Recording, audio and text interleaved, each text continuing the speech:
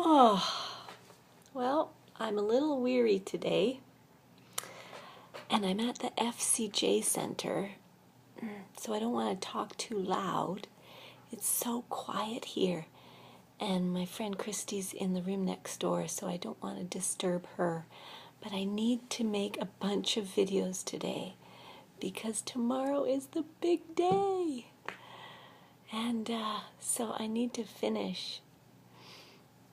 I'm sorry about the late night video. Oh, I guess that was a bonus video, so you probably didn't see it. But I was up in the middle of the night last night having a thing. And so I'm feeling a little tired today, but I hope you can hear me. I'm going to try and keep my voice down. The FCJ Center is a Catholic retreat center in Calgary, right off of 17th Avenue downtown by the river. And it's a wonderful place to come on a retreat if you don't have time to go all the way out to Kingsfold.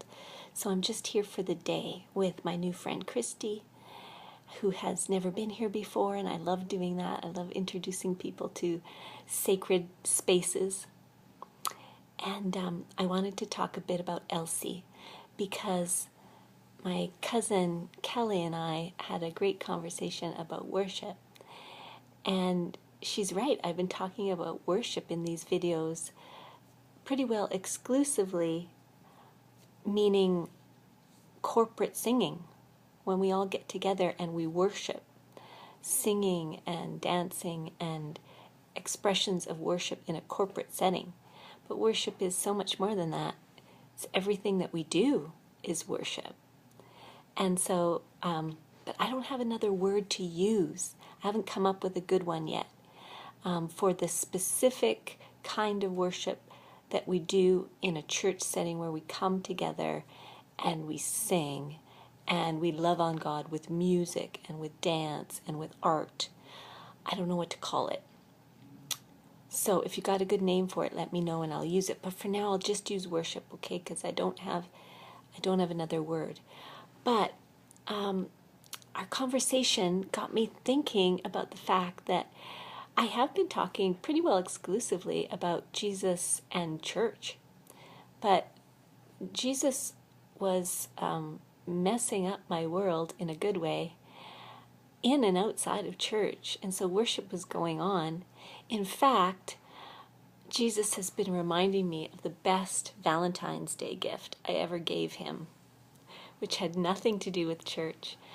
So I have to tell you that our family moved in with Rob's mother when she was in her 80s, because she was living in her house alone, the same house that we lived in the basement for a period of time, as I mentioned in a previous video.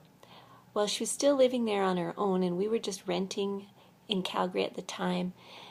She was in her 80s and shouldn't really be living there by herself, so we decided to move in with her. And we lived in her basement again for the last 8 years of her life. And I helped to take care of her as she deteriorated. And those last few years, they were challenging in some ways. I remember Elsie waking up in the middle of the night and not being able to find her hearing aids or something like that. So she'd come to the top of the stairs and she'd yell down the stairs, "Cherie! Cherie!" Until I woke up and I got out of bed and I came to the bottom of the stairs and I said, "Yes, what is it, Elsie?" She said, "I can't find my hearing aid," or something like that. And then I'd come up and help her and go back to bed. Well, thankfully God gave me grace for this. He really did. It was a miracle that I had so much grace in those years of living in Elsie's basement and taking care of her, especially with my history with insomnia. But I was sleeping better at that point, and so I'm grateful for that. But I'll never forget the one Valentine's Day, I was thinking about what can I give Jesus that would be really romantic and really special. You know, and I'm thinking about him, and I'm thinking about what means the most to him. You know, what are his love languages? And All of them are his love languages, but I was trying to think of something that would really hit his heart. And this idea came to me, and I thought, well, that's not really what I necessarily would come up with as a Valentine's gift, but I know that he will help it. He will be moved to tears. So it's not like he didn't know what was going through my mind, but nothing is a secret between us. But I decided I was going to give him this gift. So what I did is I went to Elsie that afternoon in her bedroom, and I said, Elsie, I know that you've been talking about how you wanted to sort through your drawers, and I'm so busy, I haven't had time, but you know what, today I really want to take some time and help you do that. Let's sort through your drawers.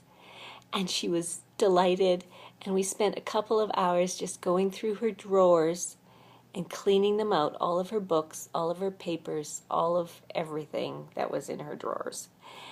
And as we did, oh my goodness, you guys, I can feel it right now.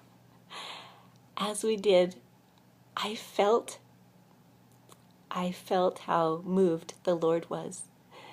And he just couldn't take his eyes off of me as I spent that time with Elsie. And I just know that one of the best ways to move his heart is to help someone that he loves. As parents, we can understand that.